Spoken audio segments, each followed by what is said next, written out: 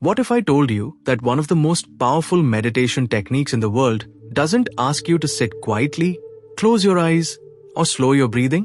Instead, it asks you to breathe like you're drowning, scream until your throat burns, jump until your legs give out, and then, suddenly, freeze. Stand absolutely still. And in that stillness, after all that chaos, find something most people spend their entire lives searching for. Sounds insane, right? That's exactly why millions became obsessed with Osho's Dynamic Meditation. Why did Osho reject the way humans had meditated for thousands of years? Why do people weep uncontrollably during this practice, sometimes without even knowing why? Can chaos actually be a doorway to inner peace? And why has this technique been both celebrated as life-changing and dismissed as dangerous theater? Stay until the end. I'm going to walk you through all 5 stages, step by step. I'll explain what's happening in your body and mind during each one. I'll share what people report experiencing, the beautiful, the strange, and the overwhelming. I'll look at what science says. And I'll get into the controversy, because there is real controversy here, and it deserves an honest conversation. But first, let's talk about you, and about the world you're actually living in. You wake up in the morning, and before your feet hit the floor, your mind is already running. Notifications, deadlines, conversations you replayed at 3 a.m. that you still haven't resolved. A low-level hum of anxiety that you've learned to call normal. You scroll, you consume, you perform, at work, in relationships, online. And somewhere underneath all of that, there are emotions you haven't felt in years. Grief you pushed down because there was no time for it. Anger you swallowed because expressing it felt unsafe. Joy you muted because it felt embarrassing. Modern life doesn't just stress us out, it teaches us to suppress. From childhood, most of us learn that big emotions are inconvenient. Don't cry in public. Don't get too excited. Be calm. Be professional. Be controlled. And so we compress. Layer after layer, year after year, until we've built an internal pressure system that we carry everywhere, into our relationships, our sleep, our bodies. Now imagine someone telling you to meditate, to simply sit still and watch your thoughts. For a monk living in the Himalayas, that instruction might make sense. Their nervous system hasn't been shaped by digital overload. Their days haven't been structured around performance and suppression. They have space, silence, tradition, and community supporting that stillness. But you sit down to meditate, and within 30 seconds your mind is running through your to-do list, replaying an argument from 2 weeks ago, and wondering what to have for dinner. Osho saw this problem coming decades before most of us were willing to admit it. He once described it like this, and I'm paraphrasing, trying to calm a stormy ocean by telling the waves to stop. That, he said, is how traditional meditation functions for the modern mind. You're not calming anything. You're just sitting on top of a volcano and calling it peace. His solution was radical, unconventional, and for thousands of people around the world, genuinely life-changing.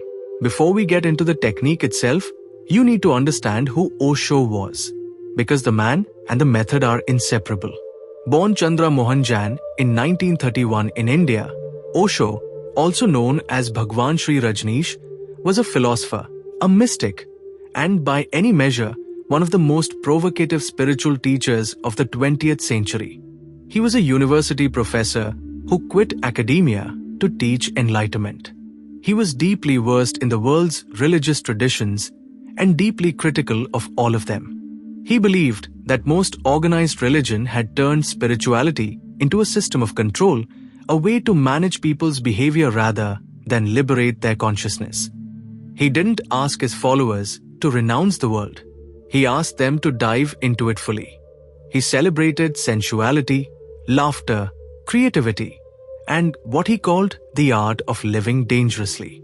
He gathered hundreds of thousands of disciples across every continent. He built a commune in Oregon that became both a utopian experiment and, eventually, a spectacular collapse involving criminal investigation. His legacy is genuinely complex, brilliant and flawed, liberating for some, damaging for others. You don't have to worship Osho to take his meditation seriously. But you do need to understand that he was someone who thought deeply, provocatively, and often brilliantly about the psychological condition of modern human beings.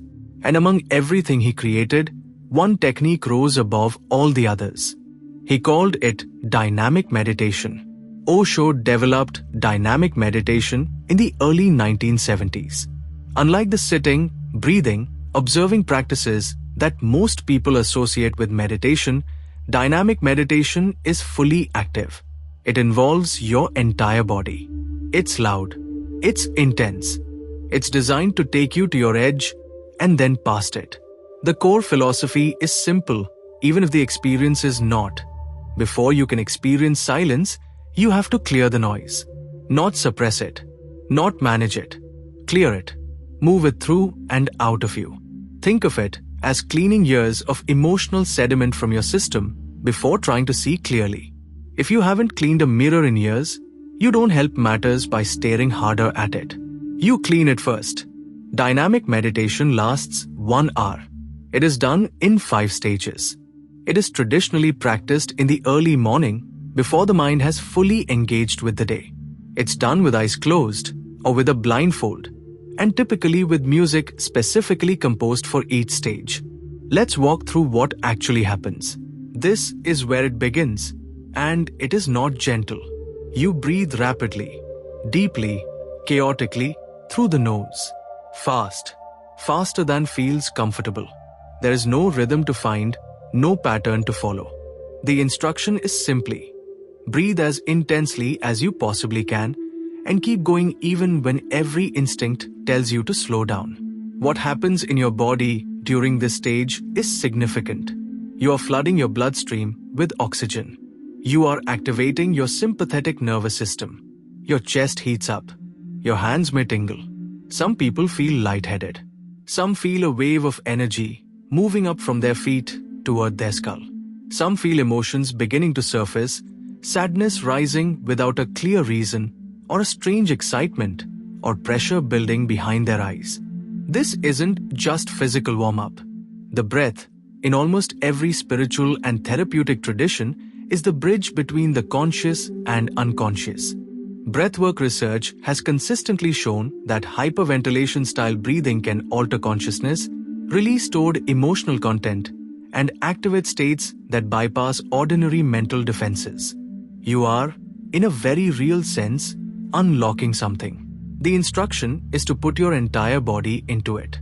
Move. Let your body respond naturally to the breath.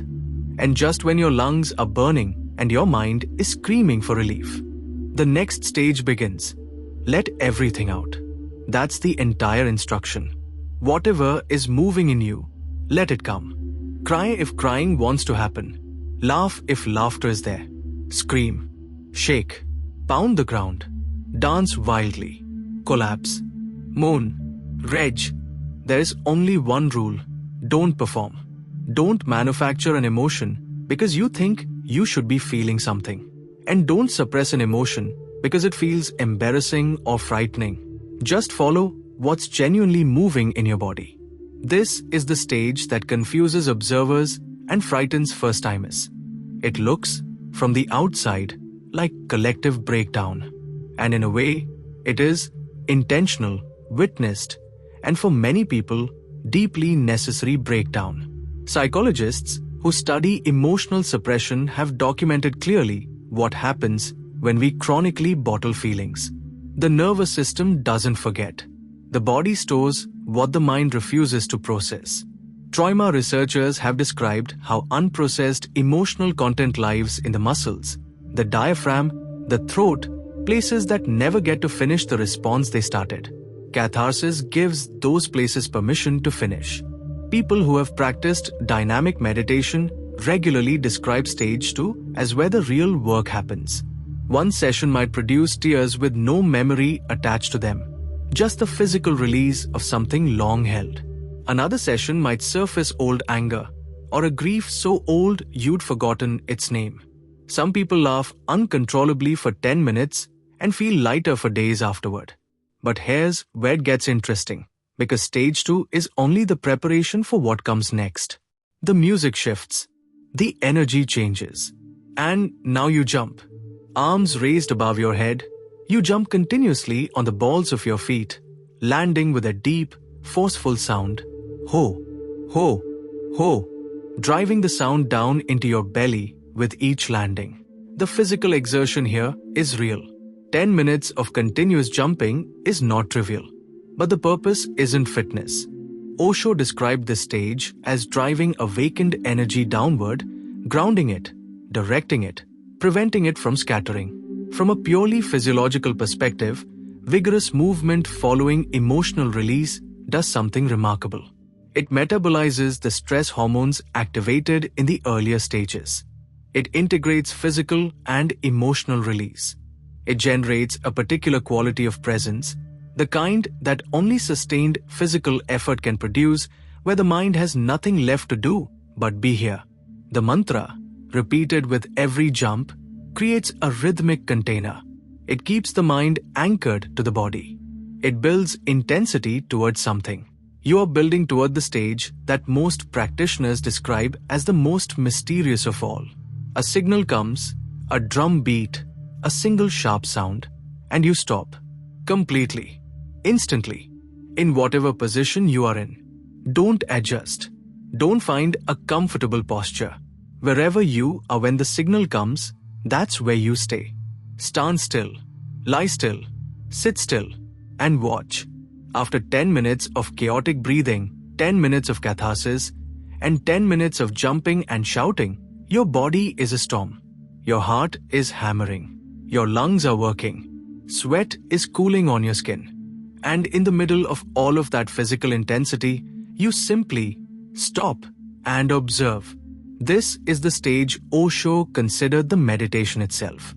Everything before this was preparation. This is the moment. And something unexpected tends to happen. The contrast is so extreme, from maximum chaos to total stillness, that the ordinary chattering mind goes quiet. Not because you've forced it quiet, not because you've concentrated or focused or controlled anything, but because it has been metabolized by what came before. The storm has passed through, and now there is only this.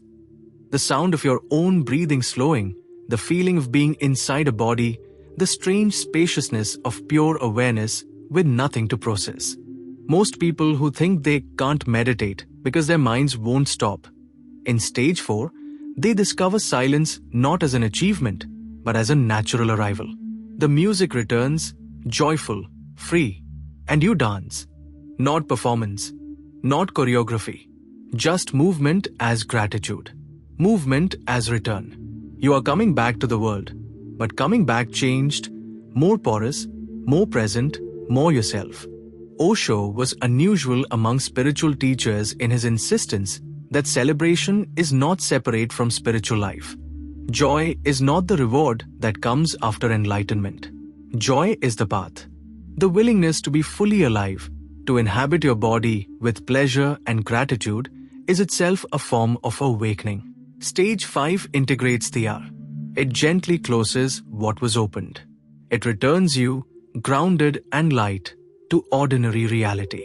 What do people actually report? The experiences vary enormously. Some people describe profound peace after their first session, a quality of quiet unlike anything they'd accessed through conventional meditation. Some feel drained but lighter, like they've put down something heavy they'd forgotten they were carrying. Some feel nothing the first time and everything the second. Regular practitioners describe reduced anxiety, improved sleep, greater emotional range, not the numbness of suppression, but the resilience of someone who knows how to feel and move through feeling. Many describe a gradual increase in what might simply be called presence, the ability to be where you actually are rather than wherever your mind has wandered. It's important to say, these are reported experiences. They're not medical claims. Dynamic meditation is not a treatment for any condition, and anyone dealing with serious psychological or physical health concerns should consult appropriate professionals before attempting any intense breathwork practice. The science here is genuinely interesting, even if incomplete. Research into breathwork techniques, particularly holotropic breathing, developed by Stanislav Grof, which shares some qualities with dynamic meditation, has suggested real effects on emotional processing and nervous system regulation. Movement-based therapies and somatic approaches to trauma are increasingly well supported in clinical literature. The connection between physical expression and emotional resolution is no longer fringe science. What remains more speculative are the energetic claims, the awakening of specific internal energy centers, the movement of life force through the body. These frameworks come from Eastern spiritual traditions and do not map cleanly onto Western neuroscience. That doesn't necessarily mean they're wrong. It means the research is young and the language bridges are still being built. Now, the controversy. Because this is where it gets genuinely complicated. Critics of dynamic meditation raise real questions. Is what happens in stage to genuine emotional release? Or is it social theater, people performing catharsis, because the group environment makes it feel expected? Can intense breathwork be destabilizing for people with certain psychological vulnerabilities? Is the experience of stage 4's silence meaningful, or simply the brain recovering from physiological overwhelm? These are fair questions, and they exist alongside an equally fair counter-narrative that thousands of people across decades have described genuine transformation through this practice. That many of them arrived having tried conventional meditation and found it inaccessible. That the idea of clearing before calming is coherent, both psychologically and spiritually. Osho himself remains a polarizing figure. His brilliance and his abuses are both documented. Separating the teaching from the teacher is something each person has to navigate personally. What seems clear is that dynamic meditation, whatever its origins, touches something real in the people it reaches. Here is what I want to leave you with. Dynamic meditation isn't asking you to become calm. It's asking you to move through chaos consciously, to be fully in the storm, until the storm passes and silence arrives not as something you've constructed, but as something that was always waiting beneath the noise. And maybe that's the real question this practice is asking. What emotions are you carrying that have never been given a voice? What would happen if, for 1 hour, in a safe space, with your eyes closed and your judgment suspended, you let your body say everything it has never been allowed to say? Could the chaos you've been running from be the very doorway you've been looking for? That's not a question I can answer for you. But dynamic meditation is one way the question becomes more than words.